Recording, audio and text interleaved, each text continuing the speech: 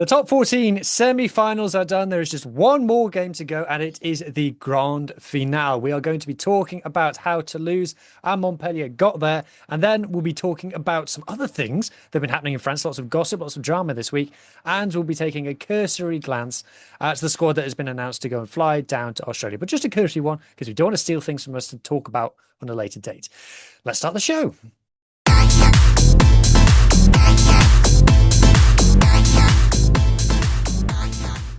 Bonjour, everybody. Bienvenue. Je m'appelle Huw. Welcome back to the Top 14 Digest. This is your weekly shortest podcast, capturing all of the news and results in the mad world of French top flight rugby, and most importantly, getting up to date with all of the gossip. I am not by myself.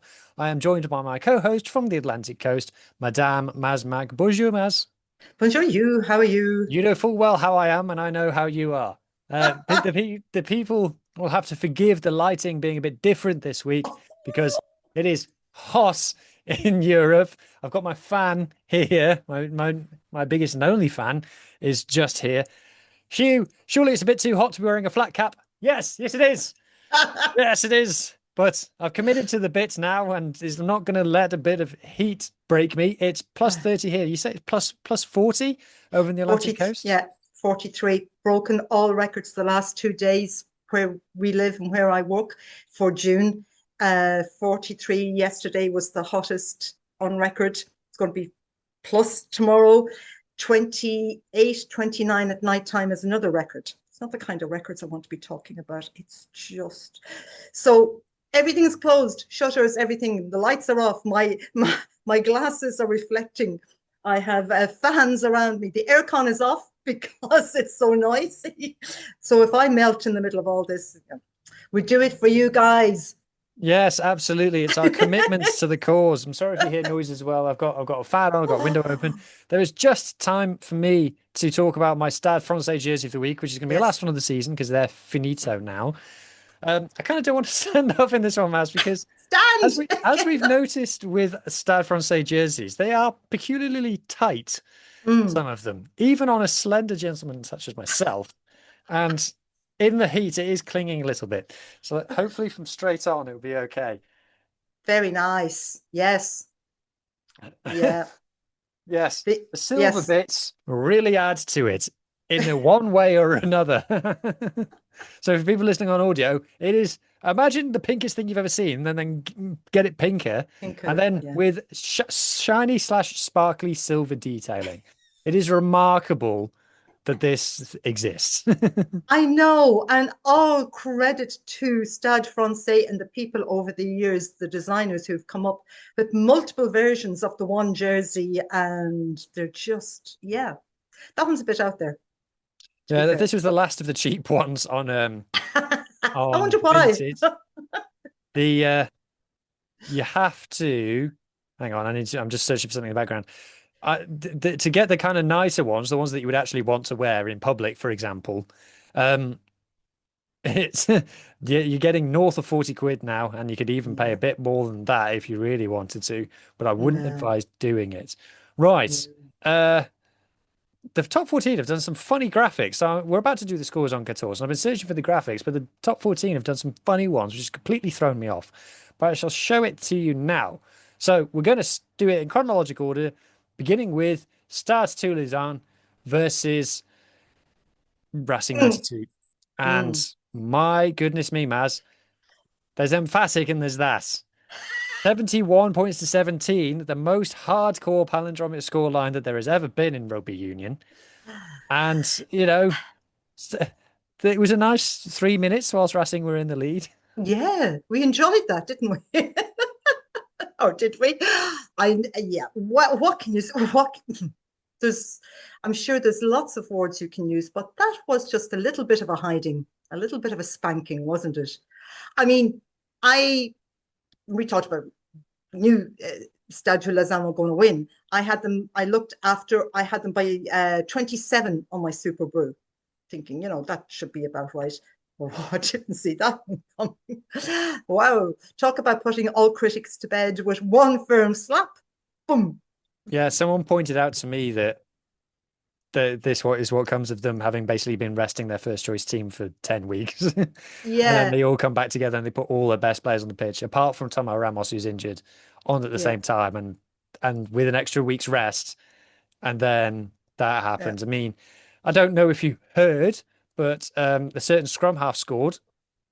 He did a few things apparently, just a few. Yeah, it came up, a bit of a Mm. back of the hand pass. This is slowed down, and he didn't make time stop.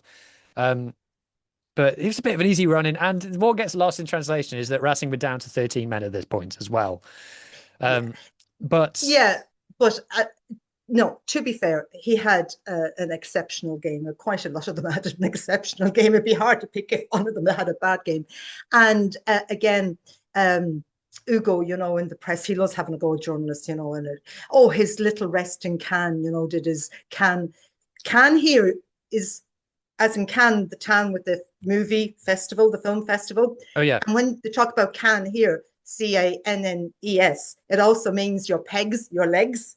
So he was right. looking the can on him. It was a kind of a can on can. It means look, the legs on him, the pegs on him were working quite well after his visit to Cannes. It was all that kind of. There's a word for it, I'm sure.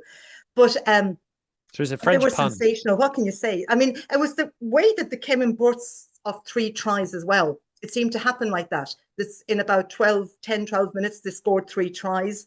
And then 15 minutes later, they scored another three tries. And yeah, what can you say? They had another very nice time in Stade Velodrome as well. I think they're averaging Yeah, like 50 points a game there at least. yeah, Um, just remarkable. It looked like a great occasion, obviously, in one of the best stadiums that you'll go to. Lots of obviously Stade Toulousain fans there. yeah, There's not tons to analyze it as 71-17. They just kind of exactly as you said, Maz, just silenced all of the doubters. Just like, yeah, no, we're still absolutely. by miles the best. Yeah, yeah, yeah, absolutely did. And as you said, they hadn't played together for a while as a team. There was no rustiness there whatsoever. None, and oh man, like we said last week, that Racing seemed to be out on their legs for the last 10, 15 minutes against Poe, and they were rinsed. But even at that, that's hiding too. Yeah. So, someone told me that apparently Ugo is very, very good at managing the emotion of his squad and getting Mm, them to peak and keeping them together yeah, and keeping them united and things.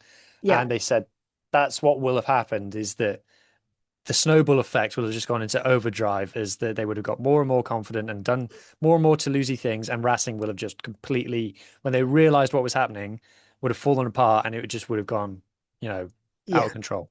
yeah, yeah, yeah, yeah. And as you say, it's also not a good idea to be playing against, 13 men against 15 against.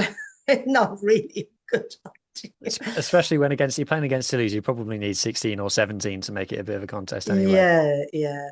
And there were loads of records broken apparently that night. And I'm going to have to look. It was the biggest point difference ever in a semi final. Okay. And the last one was in 2023. And it was Stade Toulousain against Racing. And the scoreline, you called it something the other day. And I went, yeah, okay. 41-14. Another, Palindromic. yes, that word. It was in Well, San Sebastian. So there was there you have it, ladies and gentlemen. We should have known. Yeah. There was another one. There was 88 total points scored in that Yeah. semi-final. And it beat the nearest one was 75, which was Toulon against Cast, believe it or not. Hmm. Hmm. And the third record, Yeah. just area, the biggest television audience for a semi-final, 1.4 million. Really? Yeah, Do you think that's because it was on a Friday night or something?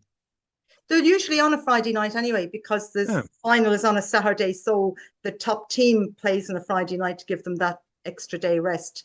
Um, I don't know. People just tuning in. everybody just really likes rugby at the moment. Yeah, yeah, yeah, yeah. And maybe because of the heat, people weren't going out and they were staying in and watching TV. I think I it's the don't know. opposite. I've been watching the in the UK. I think it's the opposite because I've been watching the analytics on one video that I posted, and as it's gotten hotter, the views per hour have been going down. Really? Yeah. So I think Ah, everybody's in the UK because the houses aren't built. There's no, you don't want to stay mm, in because no one's got yeah, aircon. So yeah, everyone wants to go out. to go Um, out. yeah, Okay. that's my explanation anyway for my declining views. Blame the weather. Yes, Right. climate Uh, change. It's all climate change. exactly. Right. Montpellier is the other one. So the in the Mm, other game, which there's a bit more to talk about from a kind of a game point of view, because it was closer mm, in a way and also wasn't, is Montpellier versus Stade Francais, 25-15, which in the mm. context of some other games that we saw this weekend across the rest of rugby was actually one of the closest men's rugby matches that there was. Yeah. We'll talk about the women in a little bit, a very different story, but I, in a lot of cases, you hear about teams who have played their final. You know, they win the semi-final or Mm, quarterfinal and they go, oh, they played their final. That was their big moment.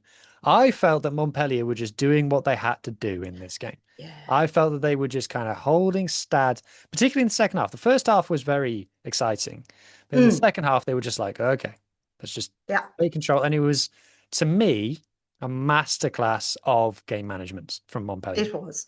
Yeah. And when you look at I love that image. I hadn't seen that. Dakawaka scored in the 15th minute, and that was it. No other Stade score. Fanny, after 15 minutes, you have to them 65 minutes, no score. And No. those two Stad tries came quickly as well. And you thought, hang Yeah. on, this is Yeah. exciting. Yeah. I And thought so too. I thought this is getting going. And even in the first half, it was still close at half time. You're going, okay, this could go anyway. But man alive, did they turn that screw up, that Montpellier pack? And the other one was Miotti.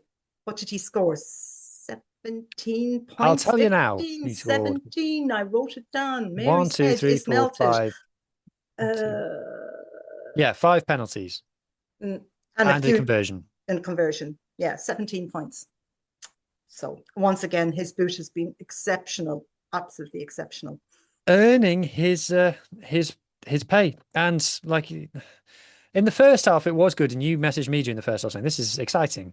And then in the Yeah. second half, Oh, like I said, Montpellier just totally took control. And I think the final stats, I wrote it down, the final stats showed that Montpellier had 64% territory.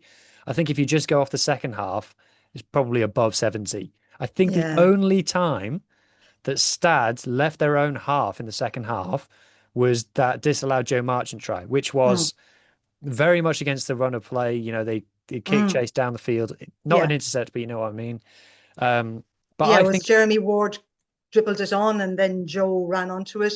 That was, I a think, yeah. controversial one to be Yeah, disallowed. it's very split here on social media, and oh, they did take their time to look at it. They certainly did. And a lot of people were saying he didn't give it as he didn't make a decision on field at all. He went straight up, and a lot of then they were going, if it was Montpellier that actually touched the ball, it should have been a 5 meter scrum. And people, well, anyway, look, it Hmm. is what it is. Um, if it was allowed, yeah, it could have made it a little bit more It would interesting. have because if it had Mm, been with the scoreline as it was at the moment, if it was mm, given, if they'd have kicked the conversion, it would have been a 22 all. yeah. So yeah, but there was more to it than that. The Stade Francais line out Oh catastrophe. my goodness. Oh, it was awful. And even when they were catching it, they weren't catching it. They were just No, slapping it. yeah, But it was yeah, like he could have caught it. He didn't have yeah, to slap it. He did could have that. caught it, but he was Yeah, just slapping it and it was bouncing and the yeah, scrum half was having to like readjust and stuff like what? yeah, It yeah. was crazy. It was Mm, I couldn't believe what I was seeing in a yeah. semi-final. Yeah. And the other thing was, and I was really looking forward to the two big packs going against each other. And I think Stad might have, there wasn't a scrum until the 31st minute. Ooh, good Yee! stat. And Stad won it, I think. They might have won the second, but that was it. I mean, in the second half, they just demolished them. And they took off their bench after half time, suppose 50th minute, can't remember exactly. But the bench that they brought on was just every bit as good as what went off. I got a Mm. WhatsApp from Rosbeef's shout out where they they made the substitute of the front row Mm, because he was there in Marseille, and he said, "I yeah, can't tell if they're booing Hawass or both, Hukapakin, like both. just booing Yeah, both." yeah. Booing both. Yeah, yeah. Definitely booing both. I've seen a lot about that on social and Yeah, it's unfortunately Stade have joined that club now with the signing of Rufus McLean, haven't oh, they? that has gone down like a proverbial lead balloon. And people are just going, just read the room. Not one. And I've been on all of the socials. And the only one that I saw that was kind of nice was obviously somebody he played with in the States. It's not a player in the States who kind of went, go and get them, bro, and have a great time. Every single one of them are going, read the room. I don't get it. Is it a an agent doing a fantastic job and glossing over certain things, or did Stad not do any background? What? But They he must is, know. You can't not know. yeah, But yeah. sorry, I should say, for anybody who Well, doesn't know, for anybody listening who can't remember, because it was a few years ago now, he got done for domestic assault, yeah, domestic abuse. So I can't remember the exact name of the crime that he did, but a violent crime at home, and which is exactly the thing that we give Montpellier for stick. That's exactly what those two players that I just mentioned, that what they yeah, did. That's why everybody hates Montpellier. And now, yeah. yeah, it's And the he was same. sacked by the SRFU. He did he play? It was with Glasgow he was with at the time, and Hmm. he play for Scotland. He did, I think, didn't he? He did. And then he went off. He's since Yeah, qualified to play for USA, and he plays for USA now. yeah. He is he American born? I can't remember. I honestly can't remember. I think there is a link there, but yeah. And you're kind of going, what? And yeah, it's not going well. And people are saying, he'll get a nice reception from us in September. So Yeah, I mean, yeah. Anyway, yeah. but yeah, that was Stad. That was, and yeah, it could have been so much better that. But yeah, the top They two are just in the did. final. They just couldn't get out of the vice-like grip that Montpellier No, had them in.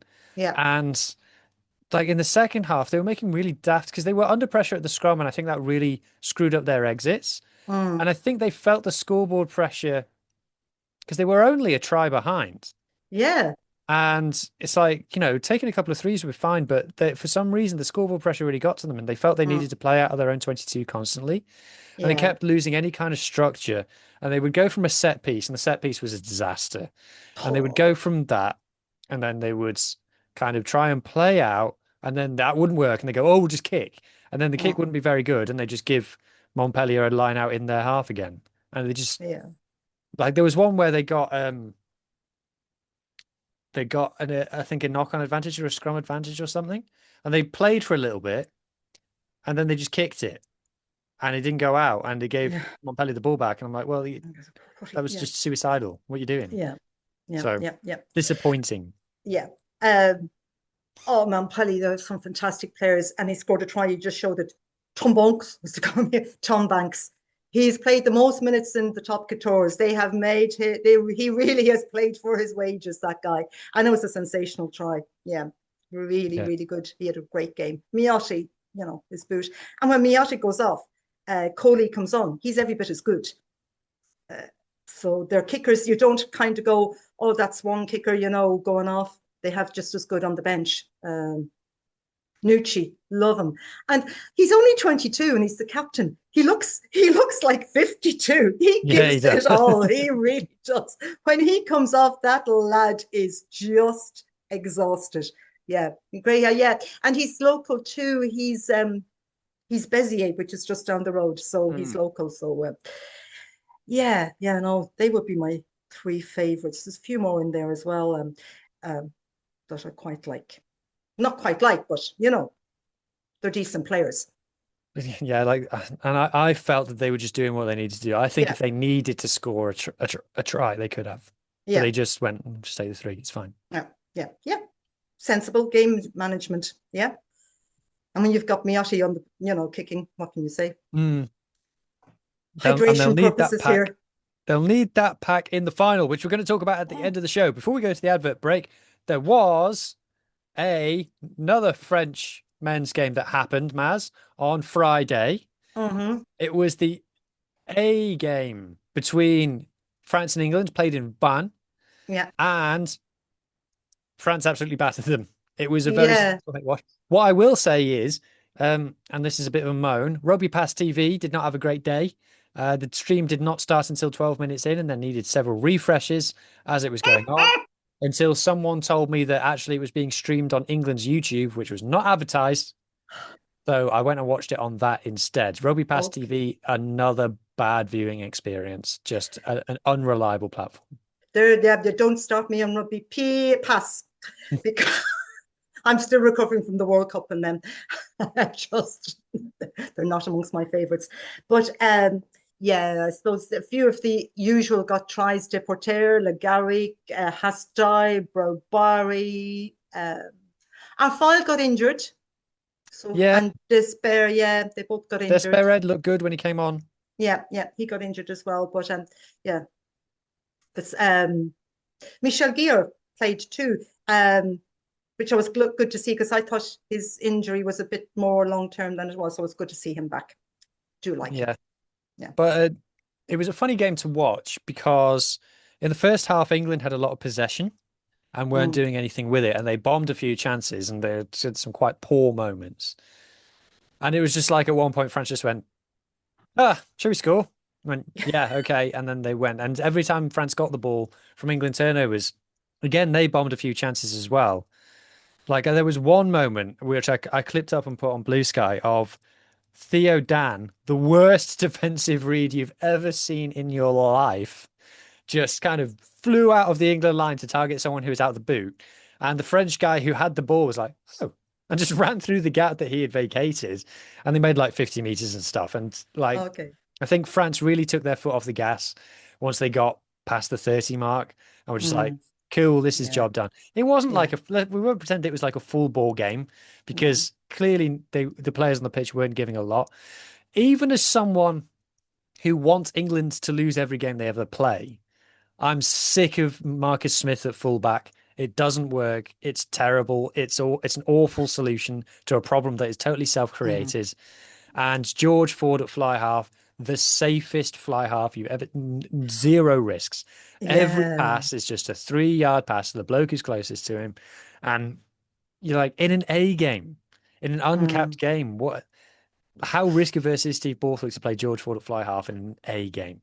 Yeah. Yeah. This is it. You should be trying players out, changing things around a little bit. But I was kind of because I was working, I was kind of following it a bit on social media and not really watching. And yeah, so, and I haven't really seen the highlights of it either. I've seen just a few tries. It's hard. It's hard. It's hard. I'm getting into holiday season as well, and it's getting really, oh. Yeah, well, if you enjoy watching England lose, stick it on. Why not? It's on Okay. YouTube. Right. So that brings us to the end of reviewing the men's games that happened at the weekend. Before we go any further, before we move on to talking about the gossip and what the women have been up to and previewing the final and all of those things, just want to remind people that if you are enjoying what you're watching, you should subscribe to the Global Gain Line on YouTube, the most diverse rugby podcasting platform anywhere in the world. Not just a weekly French top 14 show, but also a weekly South African show, a weekly URC show, a weekly Irish show, more than one weekly Irish show, maybe. There might be, excitingly, a Scottish show. Who knows? At any Ooh, moment now. ooh. Sometimes a women's show, sometimes Scrum of the Earth, sometimes things that I'm probably forgetting. So it's a bit of rugby from a bit of everywhere. If that sounds like a bit of you, please consider subscribing. Okay, let's do gossip. Let's do gossip. So we had a couple of choices for gossip this week. Did we? I can't remember. Maz can't remember. Well, because there's two of our favourites. God, I'm hot in this jersey.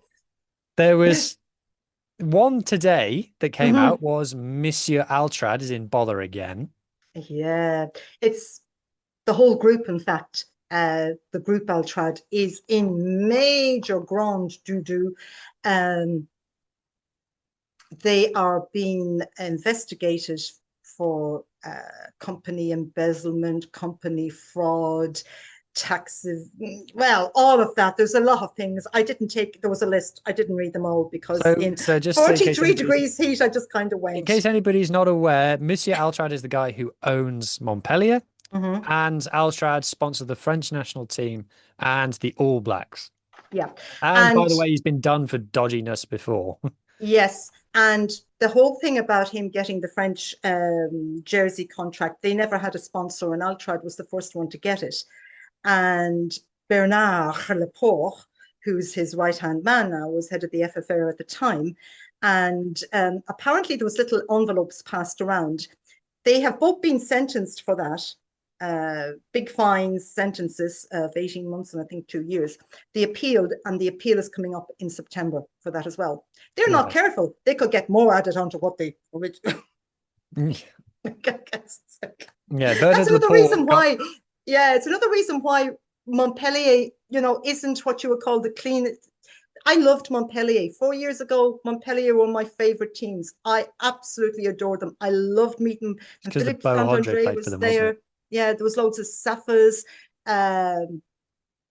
Fijian's Nemzi, and Jim was there, Nagusa.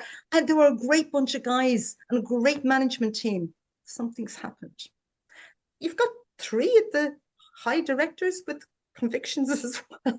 Well, the fact that Bernard Laporte, aka Bernard the Door, um, he got done for being corrupt with Altrad when he was at the FFR, and then he Yeah, got sacked by the FFR, and yeah, Altrad gave him a job at Montpellier. yeah. Talk about birds of a feather flock together. Yeah, and the same with Atcher, who was he was running the whole corporate hospitality thing at the World Cup. First of all, he was head of the World Cup kind of organization.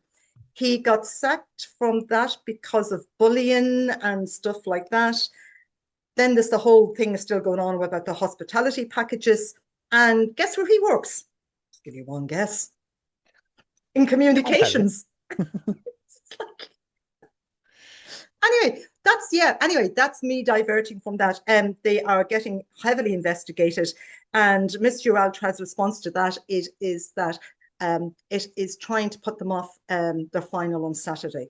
It's a cassoulet mafia plot to disrupt Apparently, them ahead of the final. yeah, I can't really see Ugu, Mola kind of going, let's stir the. Yeah, I don't think that. Yeah, I think this has obviously been going on an awful long time for a I big mean, investigation like that. Yeah. Toulouse allegedly aren't above a brown envelope here and there, allegedly. Yeah. But this is this is not really the rugby end of things. This Yeah, is but the only company end of. only for paying players, not for anything like serious. Yeah, Um, yeah, yeah, yeah, yeah. This is quite different. so So that's Monsieur Altrad. There's also Monsieur Lorenzetti, Jackie L, yes, has given an interview, his yes. annual end of season interview, where he completely throws his entire rugby club under the bus. Yeah, last year he gave a few, in fairness, because there was a lot going on last year. But he did. He said it was the worst game that he had ever seen Racing play in his entire life in 20 Fair. years there. Fair enough. Humiliation, cataclysmic, catastrophic. He had all the words to use. And then he kind of went on to say that overall it wasn't really a bad season, that they did quite well to get into the playoffs. He is happy with the way the Colazo is kind of going and the team spirit and things like that. Then talked a bit about Paul Cost, who is opposed Yes. this kind of transfer thing that's going on between Stade Toulousain and Racing. And he says, "Oh, I only get my information from reading the newspapers that you write." Kind of, they are kind of. Because we all thought that Paul Cost was going to Clermont, where he's got family ties, but no, apparently he's going to Racing now. Yeah. Well, or not. Well, that depends. If Talked a bit. Racing deny something, if Racing deny a transfer, it's happening. Remember the Owen Yeah, Farrell thing? yeah. He's still looking for a minority investor, but it's not urgent because he's still young. Hmm. Mm-hmm. And the club is in a very healthy budget state. That's because you're putting 10 million a year into a jacket. Yeah. Anyway, he then went on to talk about his his plan, his pet project. Racing will only play 4 games at home. I think it's about October, November, December, because Celine Dion has packed it out for 2 months. Then there's tennis and things like that. And they are going to be playing in Créteil, Strasbourg, Le Mans, Châteauroux, everywhere. But he expects the stadium to be ready by the end of April, beginning of May. Oh, Oh, well, yes, there we go. And ending on a high note, Jackie, it's always a pleasure. Please come and do more interviews because it's Yes, we tremendously love them. good fun when you do. Yeah.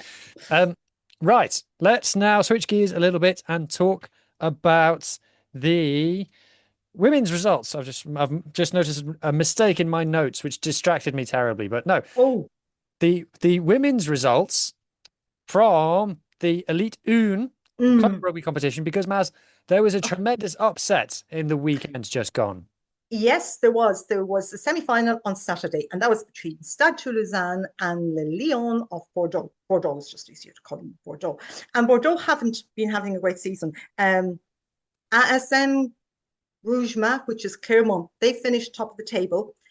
Same points as Stade Toulousain, but they were finished one because they had bet Toulouse. Toulouse, they were still a good, I think, 13 points ahead of Bordeaux, which hadn't a great season. And at home for Toulouse, I also thought that Toulouse would win this easily, but they didn't. And the Bordeaux girls got 2 yellow cards in the first half, one after 3 minutes and one about the Was there a 39th. drop? Sorry, hang on, sorry, I'm just watching the video in front of me. Was there a drop goal? Yes, there was. The Toulouse kicker, she got a drop goal in the second half. I think it was the second half. Yeah. Yeah, she did.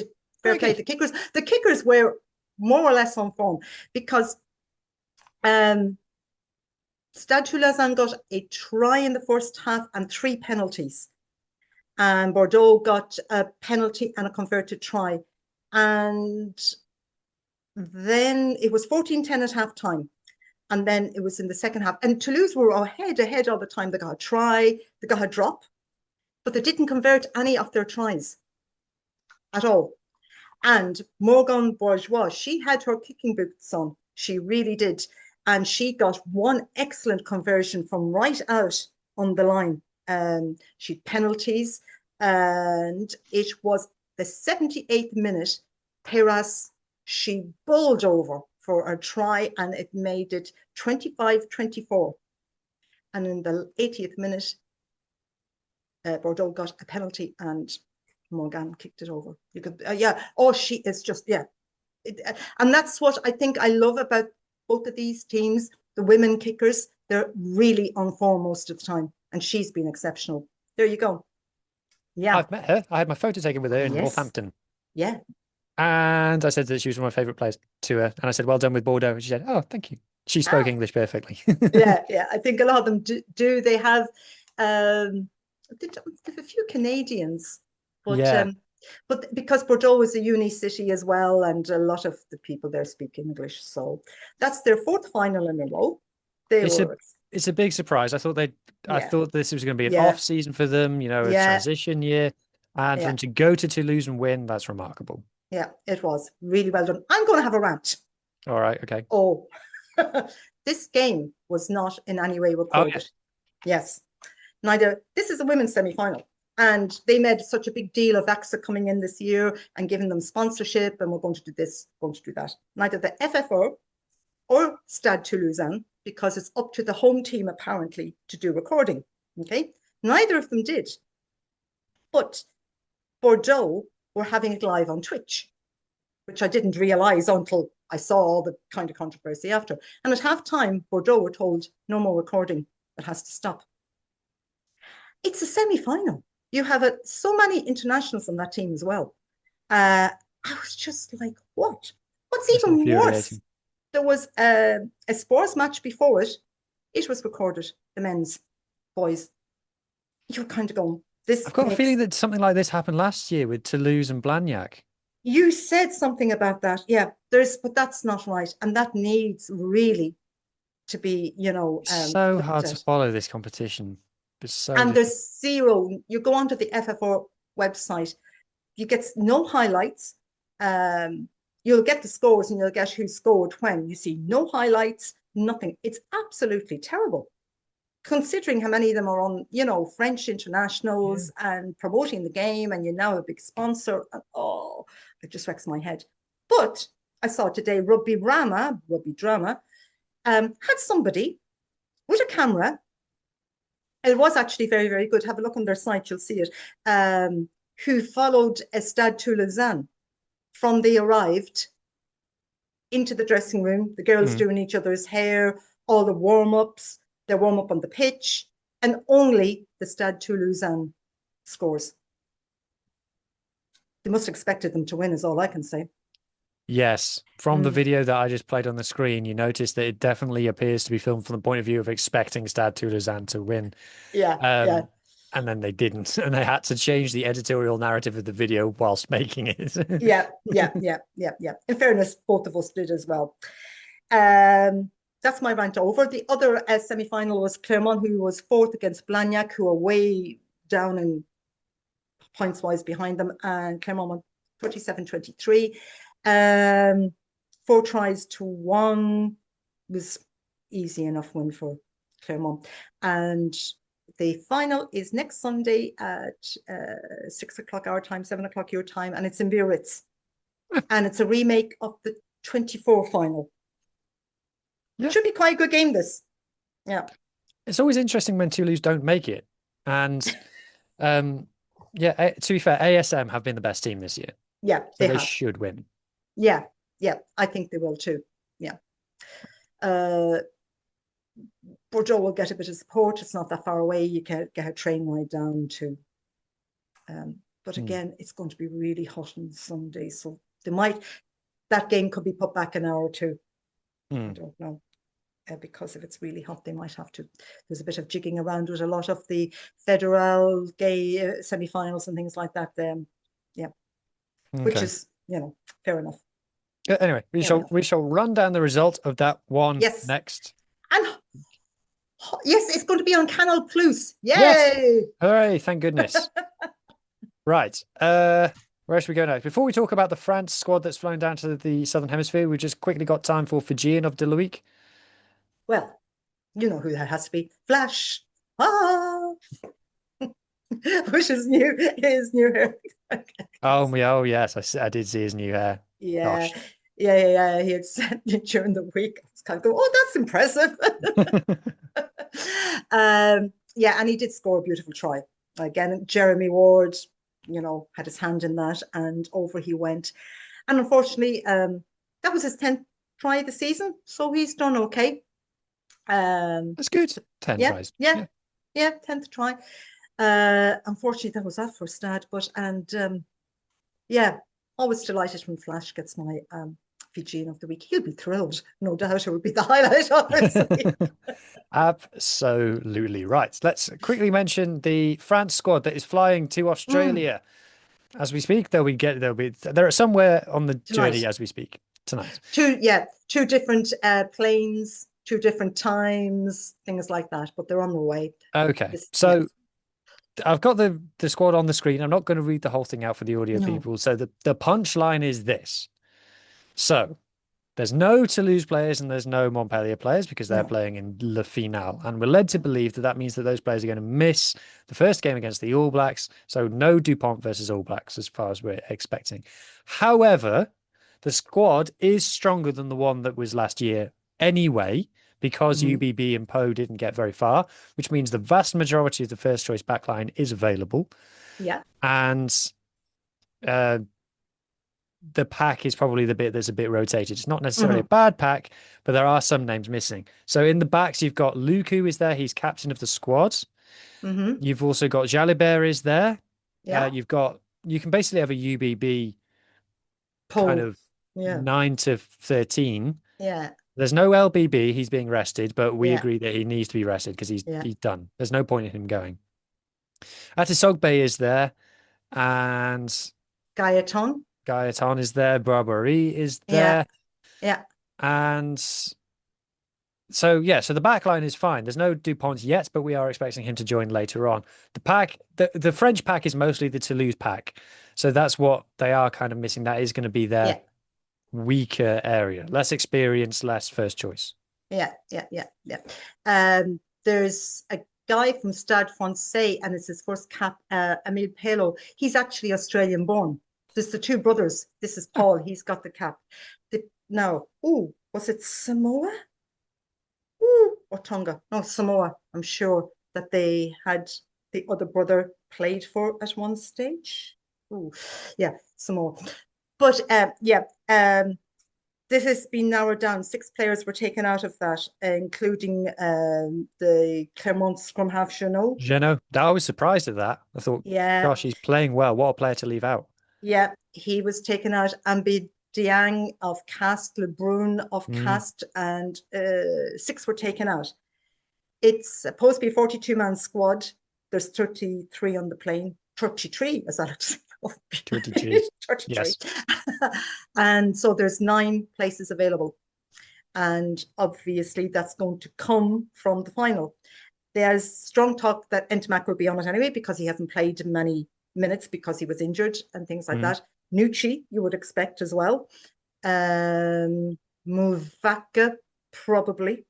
There's certain players definitely not going. Ramos is definitely not going. I don't know if he's still injured or not, but he's definitely not I going. think he's injured. Yeah, and François Kroos isn't going either. Mm. They're definitely out. Dupont has only played so many minutes because he was injured for such a long time and coming back. Well, Fabian lost it a little bit today when he was asked about it. Oh, well, you're interested in the second players.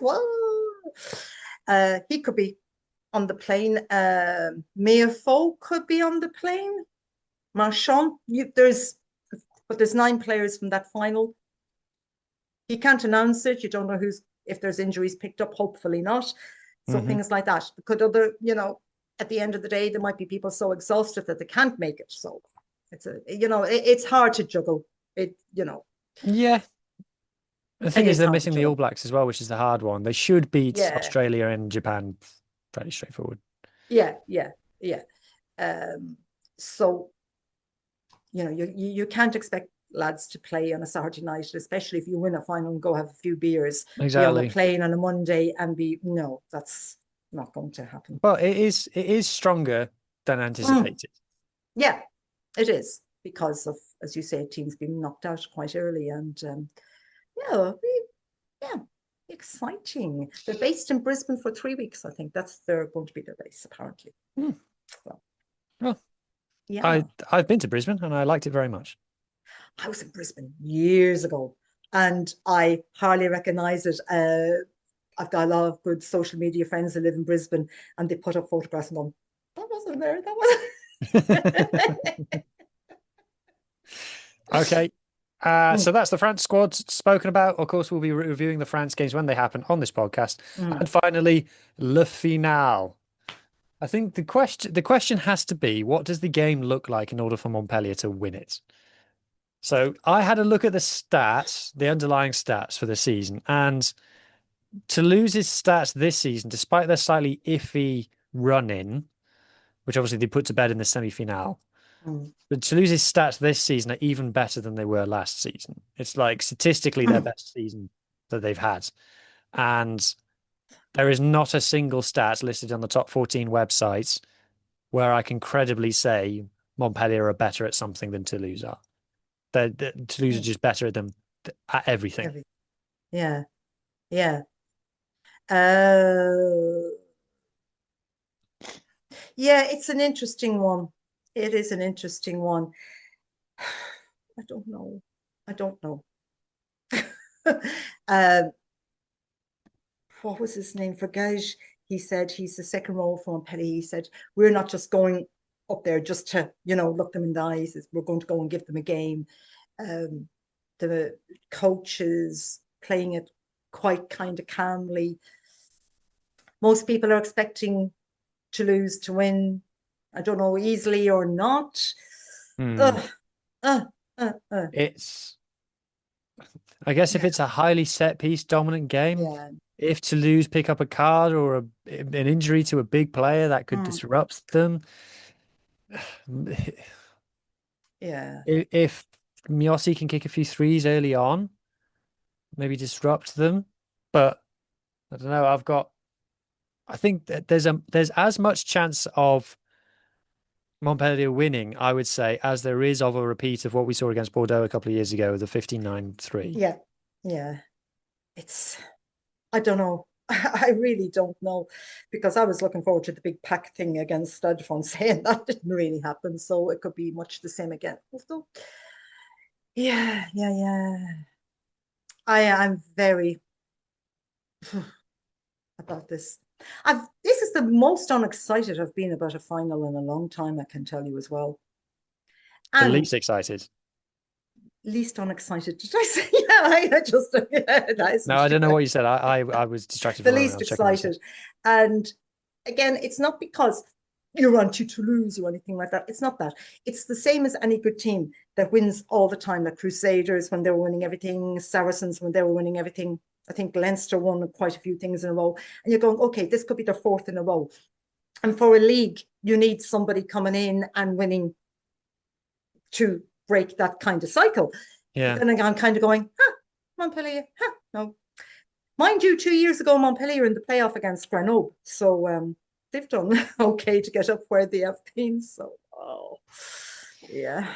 Well, I can follow anyway. my favorite players. That's all I can do. And I have my favorite players on both sides.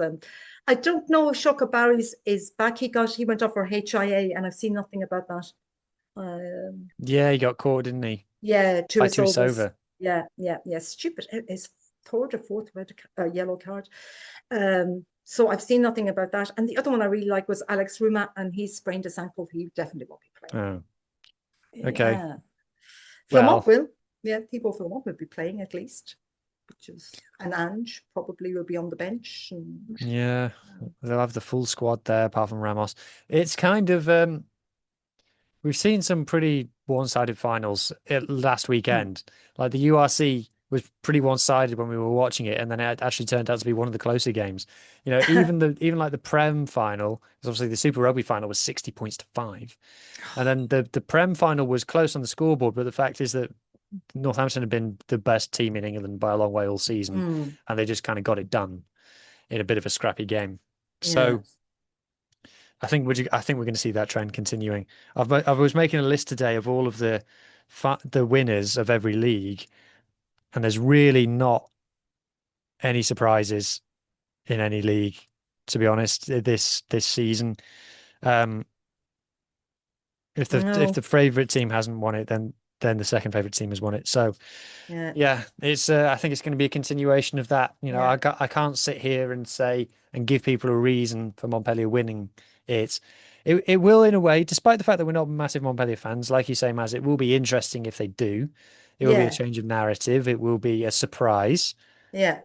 Um, but if we Yeah. want the best team to win, then Toulouse over It's the season have shown that they're the best team. Yeah, absolutely. And it's a rematch. They played each other in 2011. It was a very tight, well, it wasn't 15-10. Mm. Yeah. And it was at the time, and this is the last time that I was actually in Toulouse at a game. It was the time of David Skrela and Maxime Medau, Maxime with the Yeah, long kind of locks. And yeah, we went down after they had won it, we went down the season after to see a game against Stade Francais. It happened to be yeah. Yeah, I mean, they have the experience on their side, Toulouse. Played in finals. They exactly. can, yeah, they got a coach who knows what he's doing. And, they're a better team overall all year, even if they had a few dodgy, games. But Mm. they were, what? They were 15 points ahead of everybody, I suppose, at the time, dodgy. Yeah, Yeah, they we can really. just, cool. Do we need to be going 100%? Probably not. Let's go about 60. Mm. Uh, Yeah, that's the way it is. Yeah. Yeah. uh, Oh, there is another thing that I've been seeing a bit of chat about recently is mm. a lot of chat about this whole thing of having the barrages, the phase finale. Why not just go straight to semifinals? Because you have teams coming up that are so rinsed, like Racing beaten Po, Yeah. and then going on. Look, it is what it is, isn't it? I don't know. When you've got a 14 team league, I think you need to have a few teams making the playoffs to keep it Yeah. interesting. I can't see that changing because Canal Plus has a little bit of Well, exactly. money. It must be funny. They're not going to change two games, losing audiences, things like that. So that's not something that's going to happen in the No, next I don't year. see that happening. I don't think it needs to. Yeah. Other Personally. teams have to just get the brown envelopes up and up we go and have little creative spots in Tahiti and I don't know, Mauritius maybe. Where's a nice place to go for your holiday? Well, on that On note, that, I think it's time for us to end the show. So thank you to everybody for watching it. I should say merci beaucoup to everybody for watching. Also, merci beaucoup to Madame Maz. Avec plaisir, Huw. Enjoy your rugby, and I hope that everybody's team wins. Bye. Bye.